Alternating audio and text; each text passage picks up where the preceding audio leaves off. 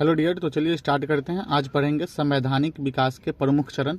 देखिए, संवैधानिक विकास के प्रमुख चरण में क्या क्या आते हैं। सबसे पहले पढ़ेंगे रेगुलेटिंग एक्ट 1773। इसके बाद आता है act of settlement 1781, Pitt's India act 1784, charter अधिनियम 1813, 33, 53, भारत शासन अधिनियम 1858। ऐसे करके आपको जितने भी एक्ट ऑफ सेटलमेंट होंगे, संवैधानिक विकास के जितने भी चरण होंगे, वो सब हम देखेंगे। तो चलिए सबसे पहले स्टार्ट करते हैं रेगुलेटिंग एक्ट 1773। तो बताइए कि रेगुलेटिंग एक्ट 1773 क्या है। देखिए, रेगुलेटिंग एक्ट में आपको जो भी एग्जाम के दृष्टि से जो भी इंपॉर्टेंट पॉइंट्स होंगे वही बताएंगे। तो सबसे पहले है कि कंपनी के प्रशासन पर ब्रिटिश संसदीय नियंत्रण की शुरुआत हो गया था।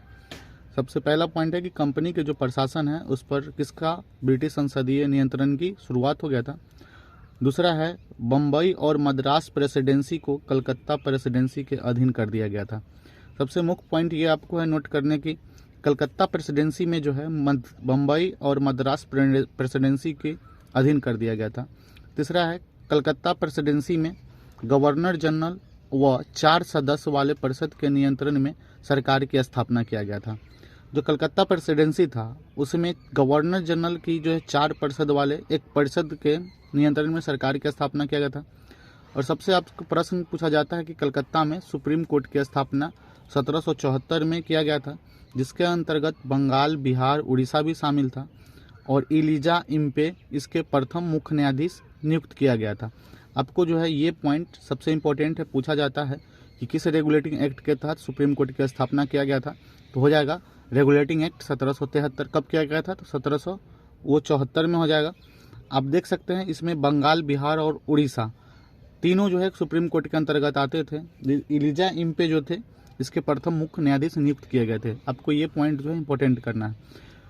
तो नेक्स्ट है गवर्नर जनरल तथा उसकी परिषद मतलब जो 4 सदस्य वाले परिषद है को कानून बनाने का अधिकार मिल गया था।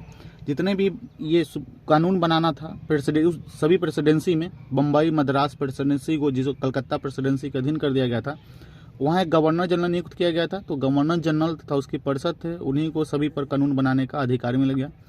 और नेक्स्ट है बंगाल के गवर्नर को तीनों प्रेसिडेंसियों का गवर्नर जनरल नियुक्त किया गया था। जो बंगाल के ही गवर्नर जनरल होते थे वो तीनों प्रेसिडेंसी का गवर्नर जनरल हुआ करते थे।